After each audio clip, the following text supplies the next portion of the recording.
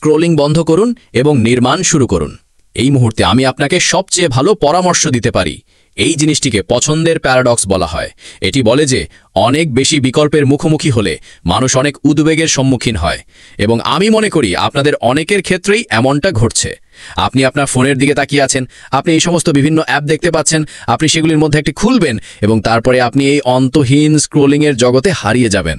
আপনি সামগ্রী গ্রহণ করছেন, কিন্তু আপনি কোনো সামগ্রী তৈরি করছেন না। আর এটা সহজ বলে মনে হয়, কিন্তু এটা পূরণ হচ্ছে না, কারণ আপনি আসলে কিছুই তৈরি করছেন না। তাই আপনার ফোনটি নামিয়ে রাখুন, অ্যাপ থেকে বেরিয়ে যান এবং কিছু তৈরি করুন। গিয়ে এমন কিছু তৈরি করুন যা স্পর্শ করার আগে ছিল না। এমন কিছু তৈরি করুন যা কেবল আপনিই তৈরি করতে পারেন। এভাবেই আপনি পরিপূর্ণতা পাবেন, এভাবেই আপনি সুখ পাবেন, আপনার ফোনে অবিরাম স্ক্রোল করে নয়। তাই আমি চাই আপনি স্ক্রোলিং বন্ধ করুন এবং নির্মাণ শুরু করুন। আপনি যদি আজ কিছু তৈরি করতে না চান, তাহলে আপনার ফোনটি স্পর্শ করবেন না।